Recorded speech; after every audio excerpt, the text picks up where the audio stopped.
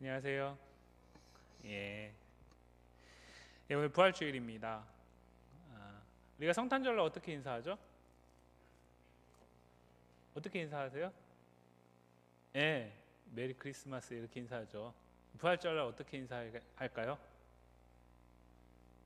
어떻게 메리는 알겠는데 부활절이 뭔가 그냥 부활절 이렇게 하시면 되죠. 예, 예. 우리 옆에 있는 선생님들이나 뭐 친구들이나 한번 이렇게 인사해 볼까요? 우리 예수님 부활하셨습니다. 예. 예수님 부활하신 거 믿으십니까? 진짜십니까? 예. 어떻게 믿죠? 봤습니까? 아니면 오늘 뭐 이 본문에 나오는 사람들처럼 예수님이 와가지고 내가 그때는 몰랐는데 예수님하고 대화하는 가운데서 어떻게 알게 되는 그런 뭐 꿈을 꾸거나 환상을 보거나 아니면 기도의 응답을 받거나 그런 경험들이 있어서 우리가 예수님의 부활을 믿습니까?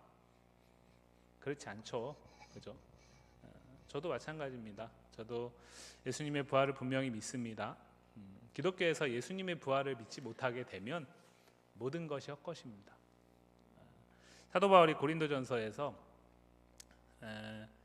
목사님이 이제 지난 한 주간 고난 주간을 보내면서 여러분들의 친구들의 많은 교회들은 뭐 나름대로 뭐 미디어 금식도 하는 교회도 있었을 거고 또 뭐 성경 필사를 하는 교회들도 있었을 거고 여러 가지 것들을 하면서 고난 주간을 사실은 한국 교회가 보내거든요. 그리고 뭐 특별 새벽 기도회도 하고 막 그래요. 그래서 막 청소년부 따로 막 모이고 막 이래요. 천만 다행이죠. 그죠? 여러분들 막 새벽 5시까지 막 와가지고 하라고 하면은 서로 힘든데. 예.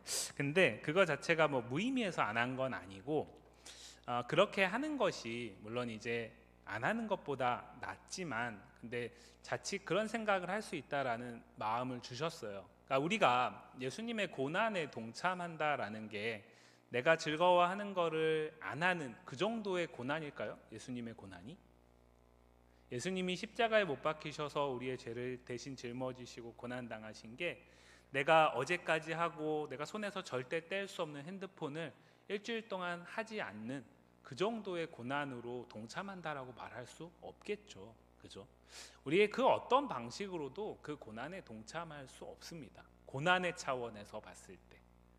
그러나 그 고난에 진짜 동참하는 건 뭐냐면 그 십자가에 죽으신 예수 그리스도가 부활하실 것을 성경이 말하고 있으니까 그것을 기대하고 기다리면서 고난의 주간을 그 부활의 주님을 기다리는 믿음을 가지고 보내는 게 가장 중요한 거예요.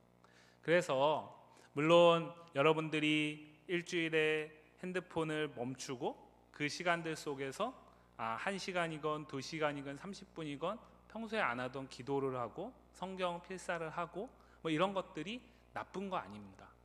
여러분들 친구들의 교회가 잘못한 거 아닙니다. 중요하고 그게 분명히 의미가 있습니다. 왜냐하면 1년에 한 번이라도 그렇게 하는 것 자체가 필요하니까요. 나쁘지 않습니다. 문제는 뭐냐면 거기에서 안주해버릴 수 있다는 거죠. 1년에 한 번 했으니까 이제 내년까지 기다리는 거예요. 그거 하나 가지고. 그래서 그거는 아닌 것 같다. 왜냐하면 우리가 계속해서 공과를 통해서 말씀을 통해서 배우는 게 뭐예요? 하나님 나라죠. 하나님 나라는 우리의 삶 속에서 구체적으로 하나님이 개입하시고 하나님의 말씀을 따라서 사는 우리의 삶의 수고가 있는 거잖아요.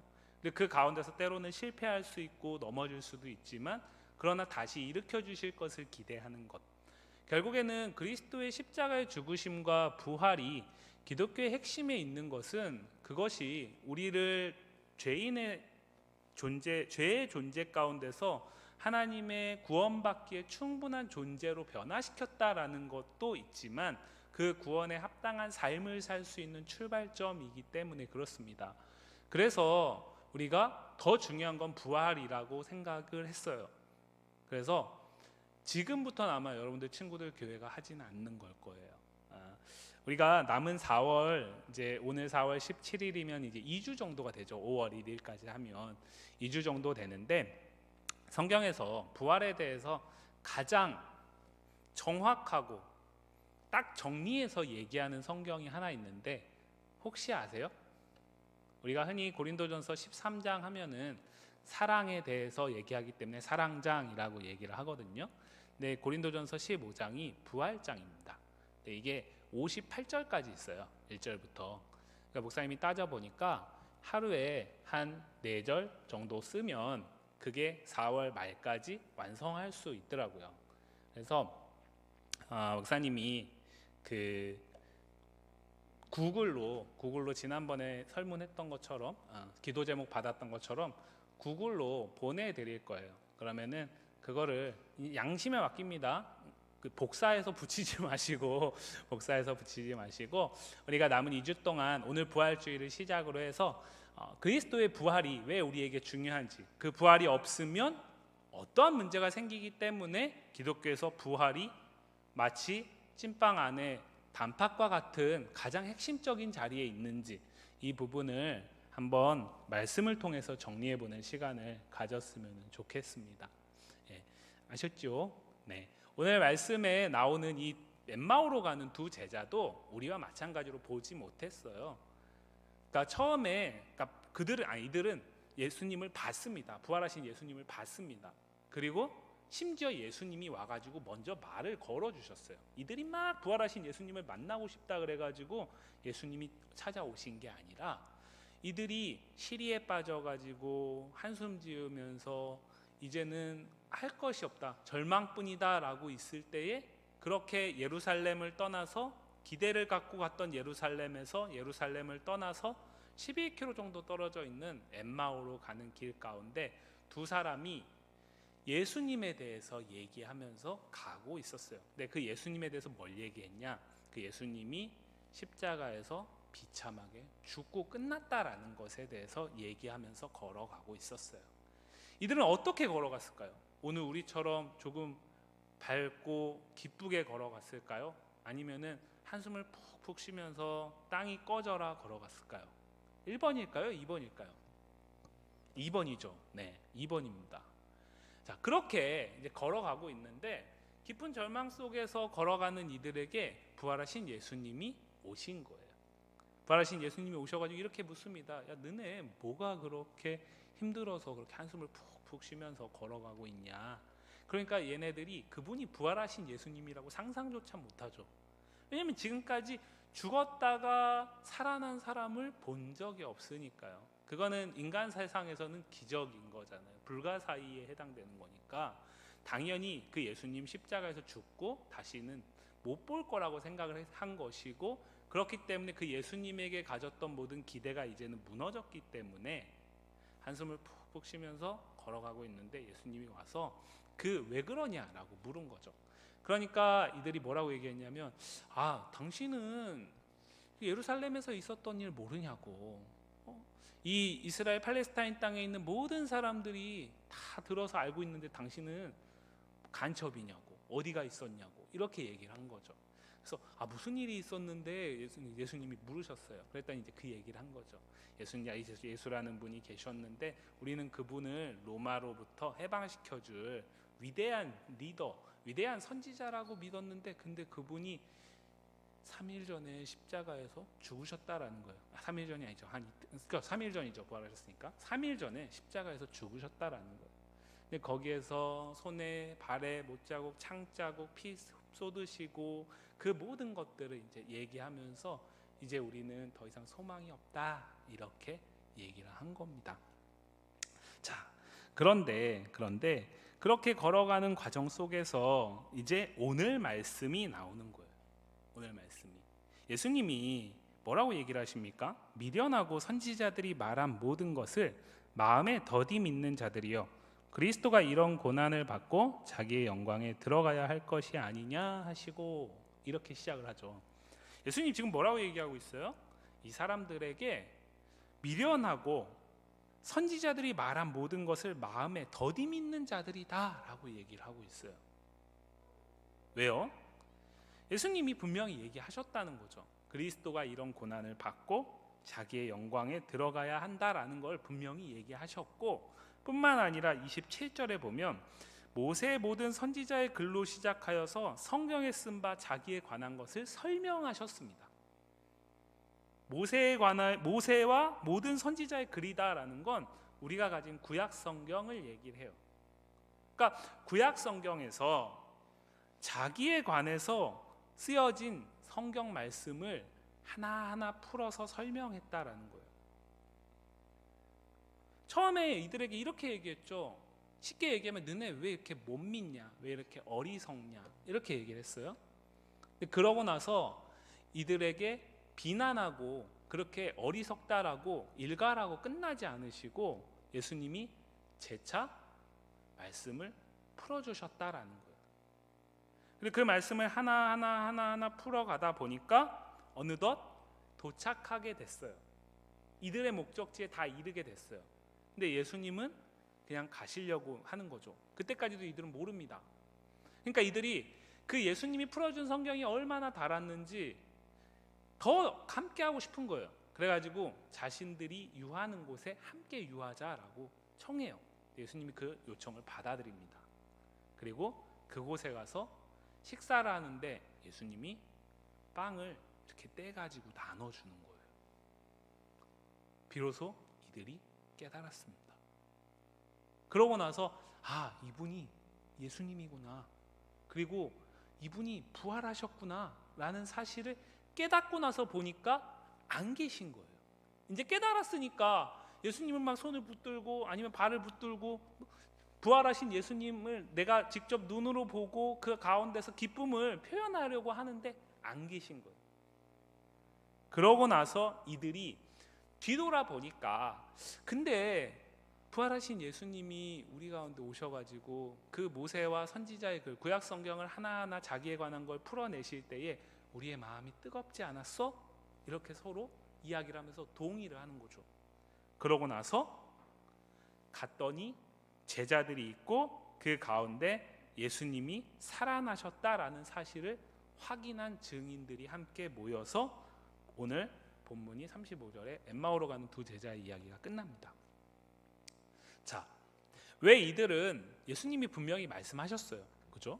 그리고 예수님이 말씀하셨을 뿐만 아니라 예수님이 구약 성경의 말씀을 성취하실 분으로 오셨다라는 사실을 말씀 곳곳에서 제자들과 함께한 3년 동안 이야기를 하셨거든요. 그러니까 너희가 기대하는 로마로부터 해방시킬 리더로 나는 온 게 아니라 세상 모든 죄를 짊어지고 십자가에서 죽임당함으로써 죄의 문제를 해결할 구원자로 왔다라는 사실을 분명히 얘기를 하셨어요. 그런데 왜 이들은 시리에 빠졌을까요?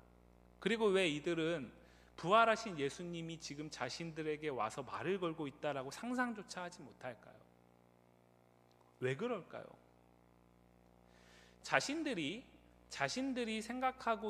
생각했던 자신들의 나름대로의 생각 속에 있는 예수님의 모습이 있습니다.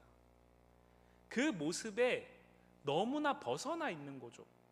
즉 무슨 얘기냐면 판단의 기준이 나에게 있기 때문에 예수님의 부활을 보고서도 믿지 못하는 거예요. 그런데 예수님은 그들을 찾아오셔가지고 이 판단의 기준을 무엇으로 바꿔주셨냐면 하나님의 말씀, 성경으로 바꿔주셨어요. 성경으로 바꿔주니까 비로소 예수님을 부활하셨다라는 사실을 인정하게 되는 거예요. 서대 목사님이 여러분들에게 이렇게 질문드렸어요. 여러분들 예수님의 부활하심을 믿으시나요? 그래도 여러분들 믿는다 그랬습니다. 그래서 제가 이렇게 말씀드렸죠. 어떻게 믿죠? 보지도 못했잖아요. 만지지도 못했고, 오늘 본문에 있는 자들은 심지어 바로 봤고 만지기까지 했고 대화까지 했는데도 믿지 못하는데 어떻게 믿습니까? 그게 은혜인 거죠. 보고서 못 믿는데 보지 못하고 믿는 게 은혜인 거예요. 근데 은혜는 하나님이 우리에게 거저 주시는 선물이잖아요. 오늘 엠마오로 가는 두 제자가 부활하신 예수님을 믿을 수 있었던 건 봐서가 아니었어요. 그분과 대화하는 과정 속에서 스스로 깨달은 게 아니었습니다. 예수님이 성경의 말씀을 하나하나 풀어주시는 가운데서 그들의 마음이 뜨거워졌다라고 오늘 본문에 표현하고 있죠. 이것은 마음이 막 갑자기 불덩이가 됐다 이 얘기가 아닙니다. 성령께서 그 말씀을 깨닫게 하셔서 그 말씀이 다른 걸 얘기를 하는 게 아니라 예수님을 얘기하고 있다라는 사실을 믿게 했다라는 거예요. 그때야 비로소 부활하신 예수님을 믿을 수 있었던 거죠. 인류사의 그 누구도 예수님의 부활하심을 믿게 되는 이유는 봐서가 아닙니다. 그 현장에 있었기 때문이 아닙니다. 지금도 수없이 많은 사람들이요, 예수님의 부활이 기독교의 핵심에 있다 보니까 이 핵심을 무너뜨리려면 부활이 가짜다라고 하면 끝나는 거잖아요. 그러면 여러분들이 만약에 고고학자라고 생각을 해보세요. 아니면은 예수님의 부활이 우리가 만들어낸 가짜다라고 증명하려고 하면 예수님의 부활에 위배되는 증거로 찾으면 뭘 찾을 수 있겠습니까? 무덤이 발견되고 그 무덤 안에 형체를 알아볼 수는 없지만 시체가 있으면, 그죠? 그 흔적들이 있으면 예수님의 부활은 기각되는 거예요. 왜요? 예수님이 부활하셨는데 무덤에 있단 말이에요. 그리고 그것이 예수님의 무덤이라고 하면 이건 사람이 만들어낸 게 되는 거죠. 지금도 수없이 많은 고고학자들이 이 도전을 하고 있습니다. 그러나 지금까지 누구도 찾지 못했습니다. 앞으로는 어떨까요? 앞으로도 못 찾습니다. 왜냐하면 우리가 가진 본문엔 나와 있지 않지만 마태복음에서 부활하신 예수님의 확실한 증거로서 여인들이 목격한 게 뭐냐면 무덤이 비어 있었다라는 거예요. 성경이 빈 무덤을 얘기를 합니다. 그렇기 때문에 못 찾는 거예요. 그러다 보니까 이제는 이 무덤이 비었다라는 걸 기각시킬 수 없으니까 뭐가 나오냐면 제자들이 몰래 빼갔다. 무덤 문을 열고 들어가 가지고 시체를 몰래 빼돌렸다. 그럼 무덤은 비어 있는 거잖아요. 근데 예수님이 그 당시의 무덤은 돌로 이렇게 문을 막고 있는 거거든요. 이 돌은 절대로 여인들의 힘으로 밀 수 없습니다. 그리고 임봉을 했다 그랬잖아요. 그러면 이것은 함부로 떼낼 수가 없습니다. 그러니까 훔쳐갔다는 것도 말이 안 되는 거죠. 그러니까 또 어떤 게 나오냐면 사실은 예수님이 십자가에서 혼절하신 거지 죽지 않으셨다. 그러니까 무덤에 들어갔을 땐 죽은 줄 알았지만 잠깐 기절한 거다. 더 말이 안 되는 거죠. 수없이 많은 사람들이 이 기독교의 핵심 진리인 부활을 기각하기 위해서, 부활을 무너뜨리기 위해서 지금껏 도전해 왔지만 누구도 이 시도를 성공한 적이 없습니다. 왜냐하면 이것은 성경이 말하는 분명한 진리이기 때문에 그래요. 히브리서에 보면 우리가 믿음은 바라는 것들의 실상이요 보지 못하는 것들의 증거라고 얘기를 합니다. 우리는 흔히 이렇게 생각해요. 내가 봐야 믿을 수 있어요. 내가 경험해야 믿을 수 있어요. 내가 그 현장에 있으면 믿을 수 있는 거예요. 그러니까 그 현장에 있었던 친구가 아무리 리얼하게 얘기해도 내가 보지 못했고 내가 듣기에는 전혀 말이 되지 안 되는 얘기를 하면 그냥 웃거나 아니면 그 친구한테 사기치지 말라고 얘기를 하죠. 왜요? 내가 판단의 기준이기 때문에 그래요. 그런데 우리가 예수님의 부활을 믿는 것은 계속 말씀드리지만 하나님의 말씀이 그렇게 얘기하고 있기 때문이에요. 이게 왜 중요하냐? 예수님이 부활하셨다라는 것이 성경이 말하기 때문에 진리라면 그 부활이 우리에게 산소망을 주고 우리 역시 부활의 삶으로 약속하고 있다라고 성경이 얘기하고 있는 이것도 진리인 거죠. 그리고 이 부활이 있기 이전에 예수님이 죽으셔야 부활이 있는 거잖아요. 그 십자가에 죽으셨다라는 것도 진리가 되는 겁니다. 그리고 그 죽음이 나의 죄를 용서하고 사하시고 구원하기 위한 죽음이셨다라는 것도 믿을 수 있는 거죠. 이 핵심에 있는 부활을 믿지 못하면 우리가 오늘 예배하는 것, 우리가 말씀을 통해서 열심히 배우고 훈련하는 것 다 소용없습니다. 그러나 내가 이 부활하신 예수님을 성경을 통해 확실히 믿을 수 있다면 지금은 조금 미약하여서 의구심이 가는 것이 있을 수 있고 지금은 내가 모든 것을 다 믿지 못해도 앞으로 그것을 믿는 믿음 안에서 이후의 것들을 믿을 수 있는 거예요. 왜냐하면 죽은 자가 부활하신 것은 우리의 상식으로는, 인간의 판단 기준으로는 믿을 수가 없는 일이기 때문에 그렇습니다.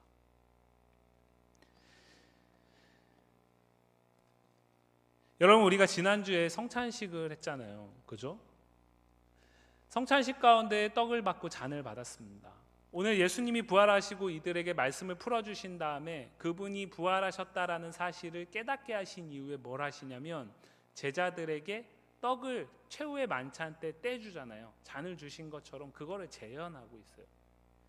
불과 며칠 전에 있었던 일이기 때문에 그것을 보고 예수님이 부활하셨다라는 사실을 깨달은 거죠.